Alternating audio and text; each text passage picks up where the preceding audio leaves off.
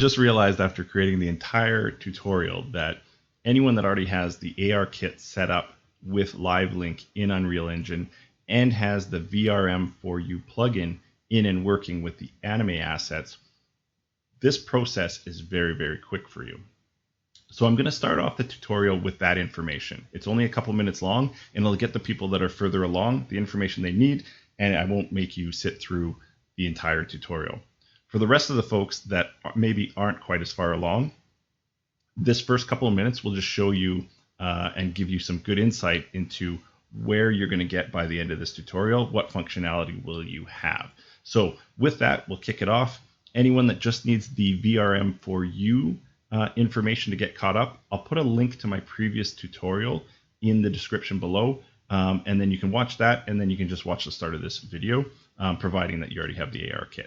Okay, so with that, let's kick it off. In your project that has VRM4U already installed, make sure on your options you have Show Developer and Show Engine Content. In your file path here, scroll all the way down to VRM4U Content, go into Maps, go into Latest, go into VRM4U Livelink Face, and this will come up. Yours will have this default girl here. Whoops, just scrolled in there.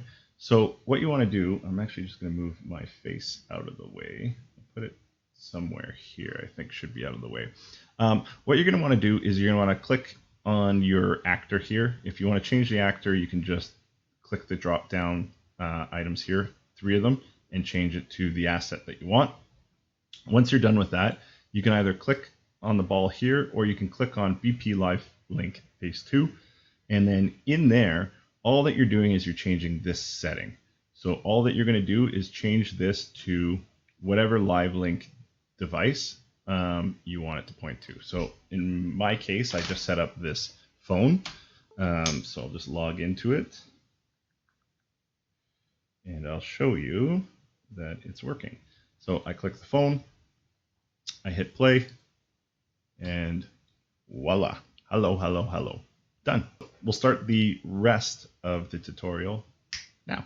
So I just wanted to start off by saying, before you go any further, unless you just love going through tutorials and not being able to complete them, you do need a compatible iPhone that works with Livelink and the ARKit. My understanding is you need an iPhone X or later, and a good way to look and see if your phone does meet the capabilities is the phones from the iPhone X and later don't have the button. So, you know, the little button to click on the bottom here of the phone, it won't have that. So that's a good indication. The other device that'll work is if you have an iPadPro. I've got an iPadPro that also works. I'm going to be doing the demo on my wife's XR phone. So the other thing that you're going to need is in the Epic Games Launcher. I'm sure most of you are familiar with this, but in the Epic Games Launcher on the Learn tab, you are going to need the sample right here, the Face AR sample. You just click on that, create a project.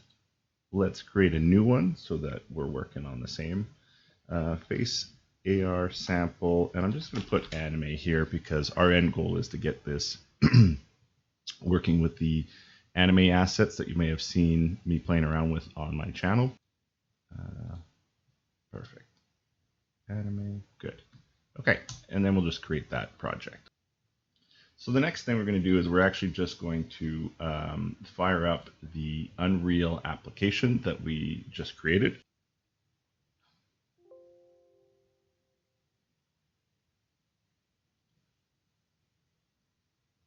What did we call that now? I think it was Face, here we go. Face AR sample anime. So likely you probably have the same default picture from Unreal because we haven't opened it yet.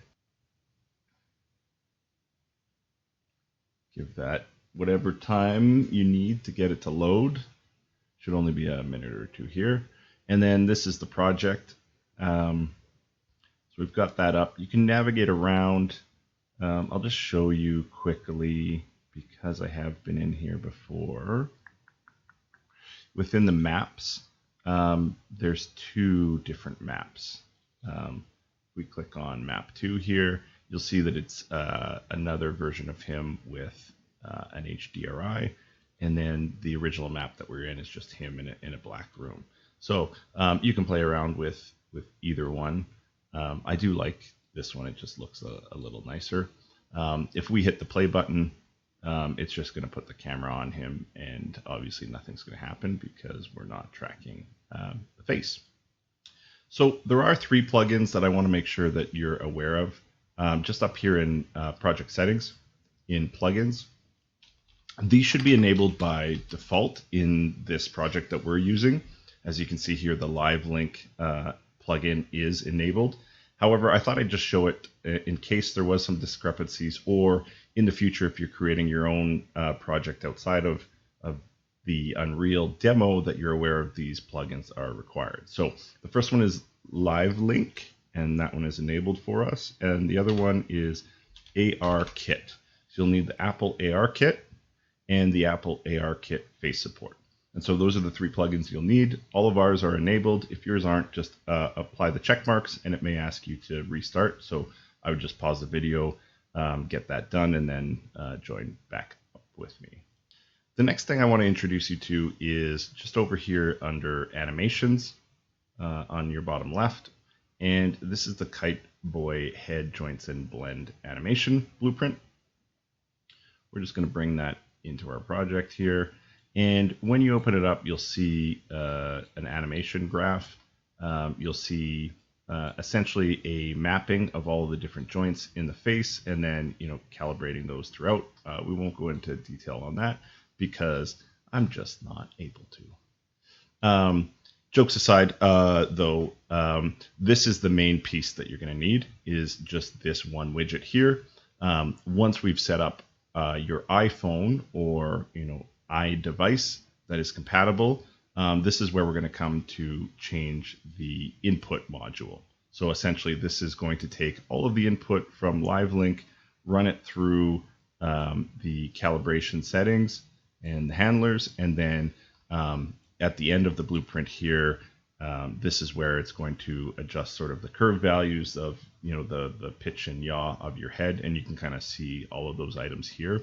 And so you are able to sort of configure and tweak the settings to your liking later on, and I might show you some of that if depending on how the phone that I'm going to set up here interacts with my head. Okay, so the next step is you're going to want to go onto your device. You're going to want to go to the App Store, and you're going to want to download the Livelink Face app.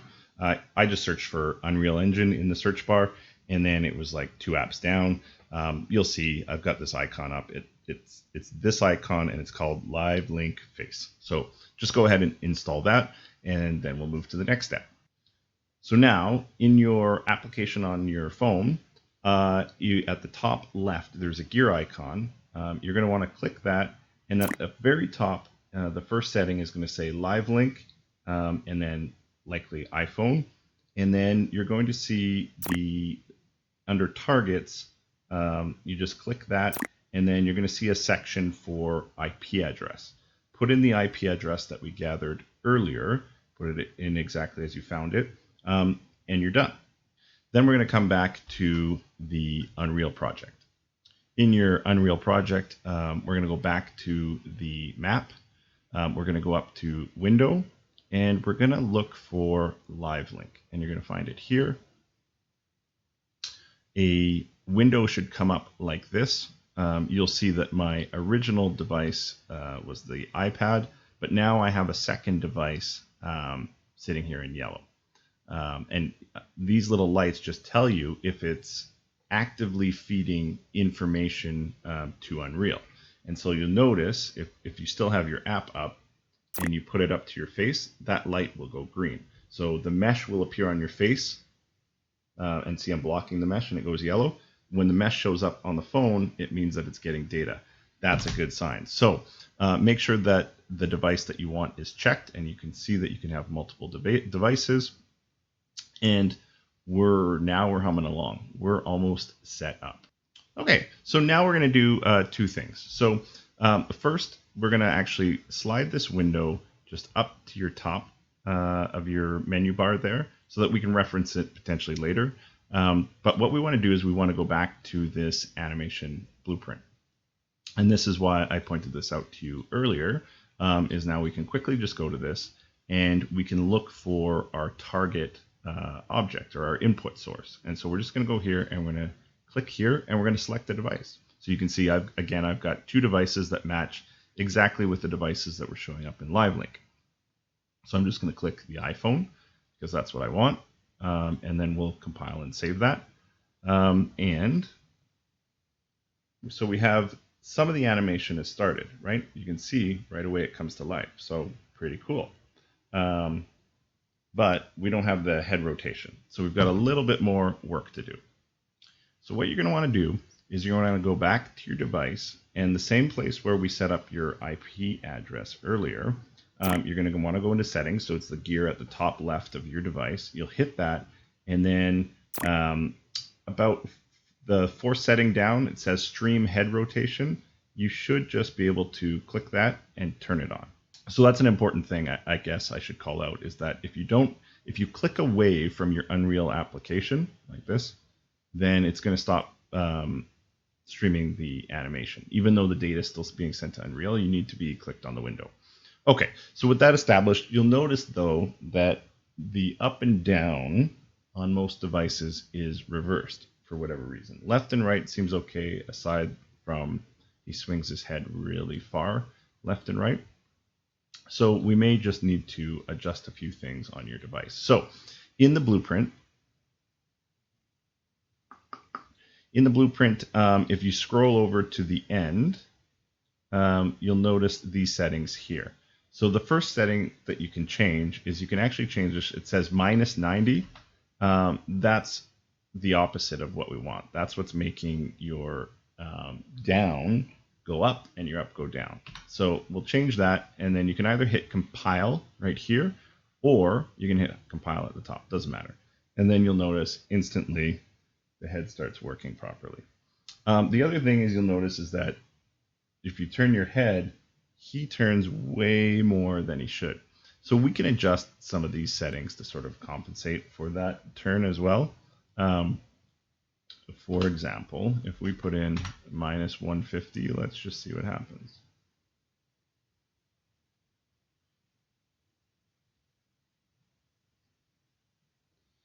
-100. And you just see, depending on the setting that you put in, it makes the turning of the head a little bit more accurate. So I'm going to leave it for this phone. I'm going to leave it at -100. That seems good enough for now, and +90 here. So that's the only two settings we need to change, and it's working. So I'm just going to, I got to keep my phone up here. I'm just going to go back to the map, and there is a setting. If you follow along the Unreal documentation, this is where it gets a little bit weird, and sort of I've got you there my own way as opposed to following their way. But if you click on your character and you go to the details panel, and you make sure that this is expanded, and make sure you're on the KiteBoy joints and blends inherited, they tell you to click this setting. Where is it? At the very bottom under skeletal mesh, you have to expand that. And there's a setting, update animation in editor.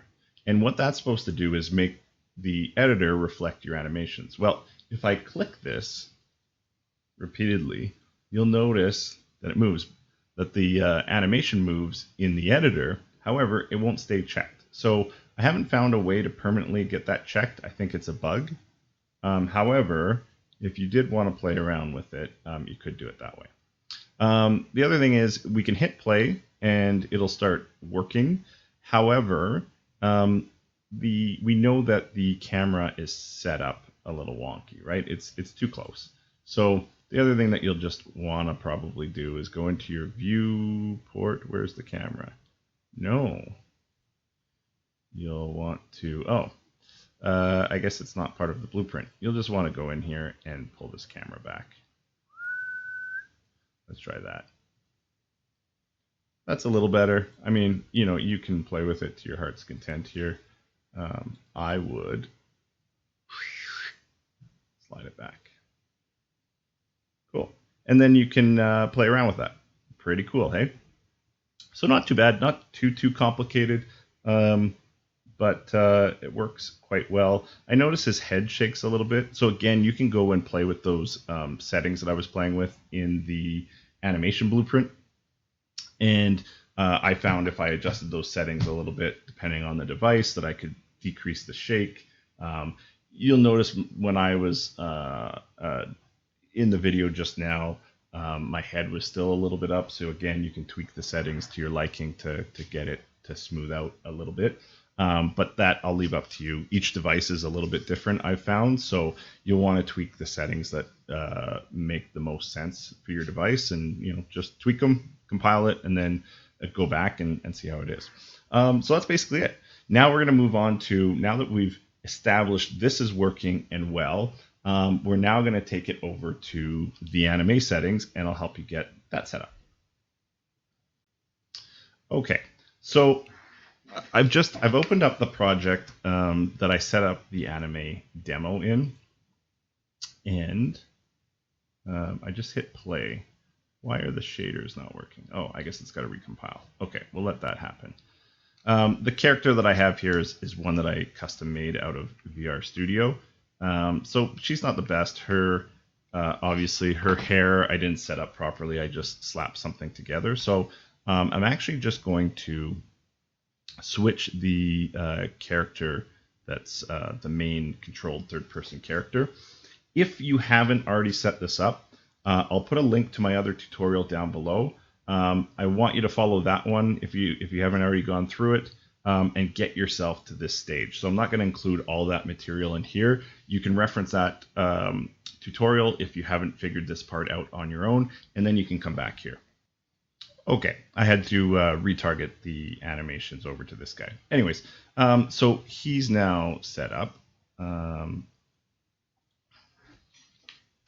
And you'll notice, though, that his hair isn't moving around. So we need to attach the spring arm to his animation to enable all of that physics for his hair and whatnot. So I'm just going to do that. And this doesn't have to do with the actual face VR kit, but I didn't cover this in the other tutorial to set this up, so I did want to cover it here in case you're following along that way, that I don't have to then send you to another tutorial. So I'll just do that quick here. Okay, so what you want to do is you want to navigate to your third-person BP animation blueprint, and then just double-click in there. Drag that over for you. And in the animation graph, so you may have to go down to your bottom left here and just double click on the animation graph to open it up. And then what you want to do is you want to right click and type in spring, and then look for this VRM spring bone and just plop that in. Up in the top right with the object selected, you are going to want to click on the VRM instance that matches your character. So for me, it's Hiroshi, and you'll see his face go in there. And then I will link that up here, and then this here. And when we hit compile, we should see now, when we run the game, that you'll actually see the physics of his clothing start coming in. So it's actually unfortunate, I just seen that for the first time, that his hair needs to be fixed on the back of his head. But you will see that his hoodie starts flopping, his hair starts moving around. So from the front, it appears to be working quite well. From the back, we'll probably have to take the model and fix his hair. That's too bad. Okay. I have seen it for some of the female models that it works quite well. But anyways, that'll get you the physics set up for your character, which is pretty cool. And then now we'll dive into how do I get this set up with the VR ARKit. Okay, so in here, there's a couple things you want to do. First, let's get rid of that. First, in the bottom right in the view options, just make sure that you have the developer and engine content all checked off the same way that I do. And basically what that does is it makes sure that you have all the developer content available in the folders here. Reason being is the VRM4U that we installed from the previous plugin, that plugin content shows up at the bottom here. So you could type in VRM4U, or you could just scroll down to your content window and you'll actually see all of the blueprints and code that was created in that plugin, and you could reverse engineer to your heart's content.